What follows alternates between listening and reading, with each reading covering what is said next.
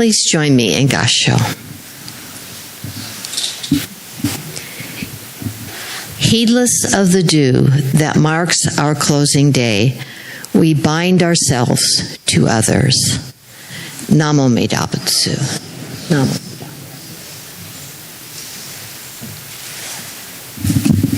Good morning.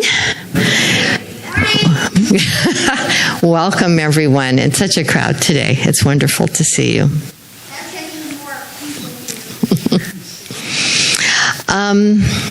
The reading of the Shotsuki names is a chance for family and close friends to offer incense to formally honor the memory of their loved ones, marking that another year has gone by since their passing. It's an opportunity to reflect on the relationships that continue even after the individual has gone. This is the central function of the service, as we all saw today. But the rest of the Sangha, the rest of the people here, are not necessarily just passively waiting for the event to pass. Many of us have been listening and having thoughts of our own. Some of them may be similar to mine. I've been participating here at Oregon Buddhist Temple for about 28 years, I think. And some of the names on the April list that was read belong to people that I am acquainted with or was acquainted with. I knew them maybe a little bit. And when their name is called, I recall their faces and perhaps my interactions with them.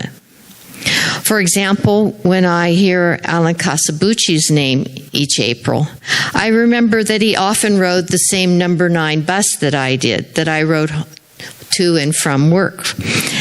And when we happened to be on the same bus at the same time, we would chat for a few minutes while we went to our respective stops. So, of course, as the names were called today, during the reading of the names, I listened for those that I know. And this month I noticed that there are a lot of names that actually I can't link with a face. By the death dates that are given, I would not even have had an opportunity to meet them. They passed before I started attending. For those, I often think about how they were members of this community, this Sangha, or loved ones of members in the Sangha. And they supported and sustained this temple before I even knew that this building existed, that this organization, that this Buddhist Churches of America existed. I have a sense of gratitude for the many contributions that they made. They attended services as we are today. They worked at fundraisers, as we'll do in the next week. They brought refreshments for after service and during work parties. They participated in the monthly cleanups, and they made donations. I try to genuinely recognize that the karmic connections that I have with these individuals is more substantial than one might have initially assumed. They contributed to my present well-being without knowing me, or even that I existed. This is actually, I think, a dynamic that permeates our lives. All the time, we're being benefited by the efforts of others, both in the past and in the present, who are unknown to us and who do not know us. Only occasionally do we have the privilege to identify that contribution and acknowledge it in any way. I think that in the West, Buddhism often has a reputation for being very dour and very cerebral, sometimes even to the point of being a bit cold and emotionless. And it's true that Buddhism provides many intellectual and philosophical tools for us.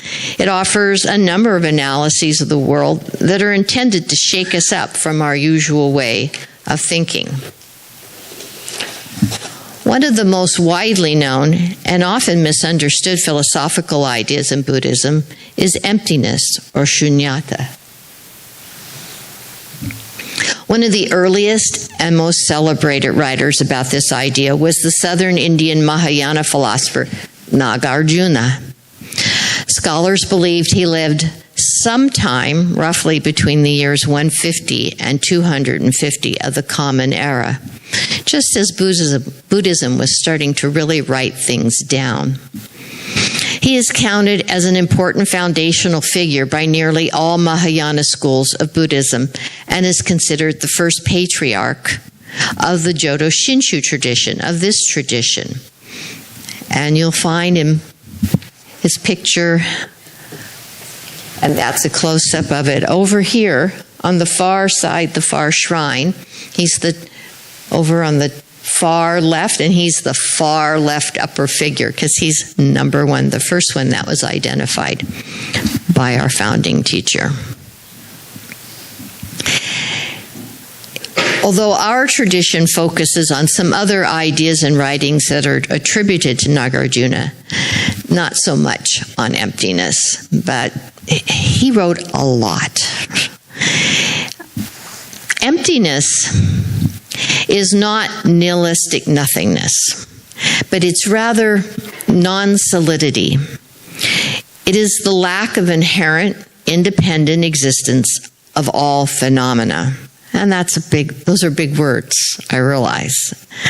Hard to take in. Everything arises dependently rather than existing on its own. This can be a really difficult concept to communicate and to understand. And analogies and metaphors are usually used to explain this analysis of the nature of existence. And on the screen you'll see probably his most famous analogy, which is that of the chariot, or it's often called the cart because that's more familiar to people, but I think originally it was a chariot. And he asks a lot of questions about the chariot, but about anything. What makes it what it is? What makes us able to perceive it as what we call it? And so he asks a number of questions like, is the chariot an individual component, a wheel or a carriage? Is a chariot wheel on its own a chariot? Is the chariot the individual components altogether? That is it the collection of wheels and spokes, an axle, a shaft, a yoke? Is the chariot something other than the components, say, a spirit or a soul? Is there something inherently chariot that resides in it? Is the chariot the owner of the individual components? Is the owner of the chariot a chariot? Is a chariot without an owner a chariot? Is the chariot a person who is riding on it? Is the chariot a thing that carries a person who is sitting on it? Is the chariot the external shape, say the shadow of it? Is the shadow of a chariot a chariot? Is this drawing of a chariot a chariot? It's really hard to pin down what makes a chariot a chariot. What do you take away? When you take things away, when does it cease to be a chariot?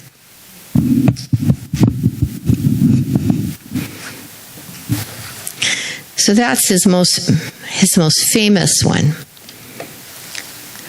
One of the most common analogies that is used to help us understand emptiness, and my personal favorite, is that of the banana tree.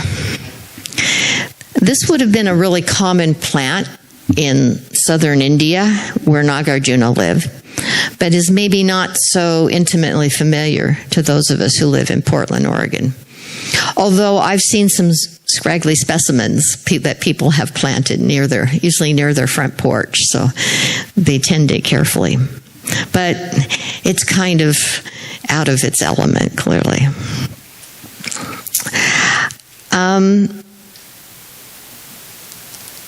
The banana tree appears, as you can see here, to have a solid supportive trunk like other trees.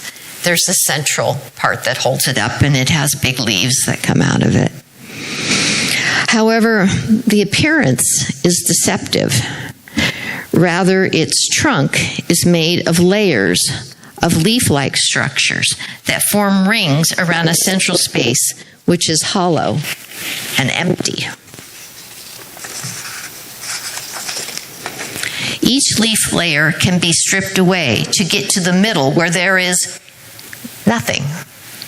And you can see one here that's just trying to grow.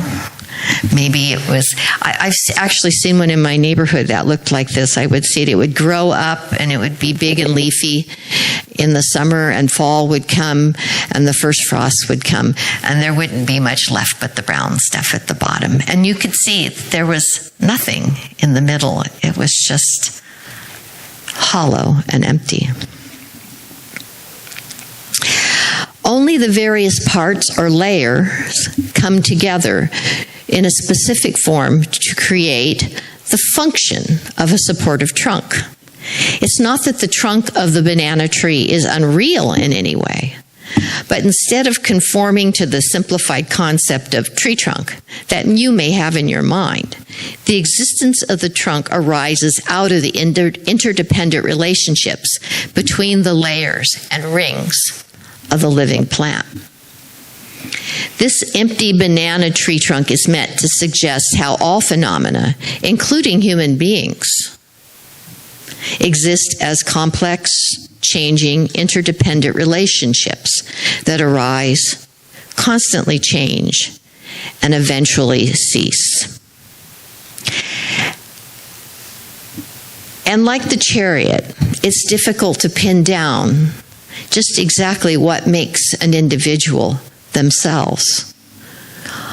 Is the child the same individual as the old man or the old woman? Are they the same? Are they different? What makes Brenda Brenda?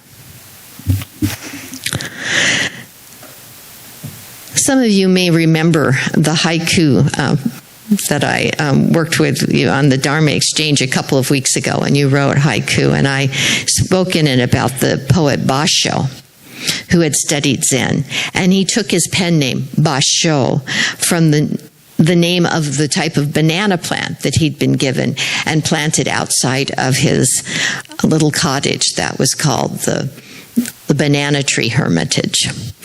The tree would have called to mind this philosophy, this understanding of life, and would have been important to the poet and to his disciples. You know, I find this idea of emptiness really very intellectually exciting, one of the reasons I'm sharing it with you. And I find it really genuinely useful in conceptualizing the world. However, yet, a mental model alone, even a very powerful one like this, is not really sufficient for living a full and meaningful life, or for coping with the suffering that all human beings are sure to experience, especially an experience like the loss of a loved one. For most of us, something more than concepts are needed.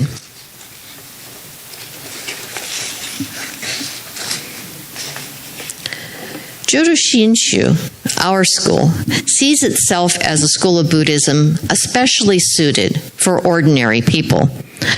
And the lives of ordinary people like you and me are shaped by their social bonds, their ties to their family, their friends, co-workers, fellow students, their communities. We never exist in isolated independence. We're always enmeshed in a network of relationships that are complicated, messy, and emotional. But here, we take those bonds very seriously, as messy and complicated as they are.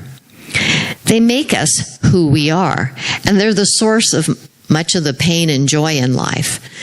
Sometimes we have existential angst, but mostly we're upset by what others have done or not done to or for us, or maybe what we ourselves have done.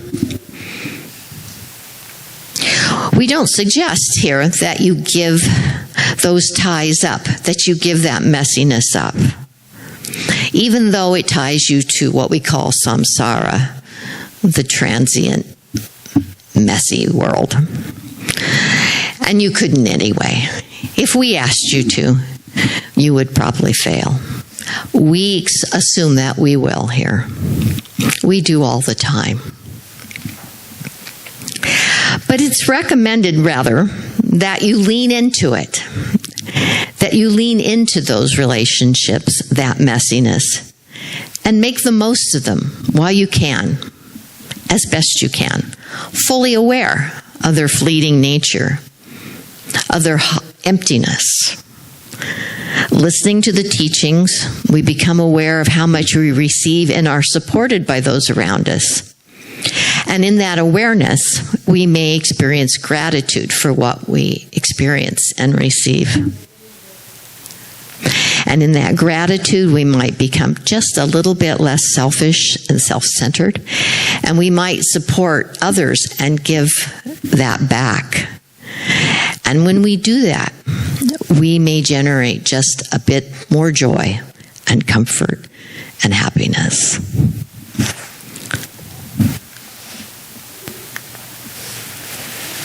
Heedless of the due that marks our closing day, we bind ourselves to others. Namo Amida Butsu. Namo Amida.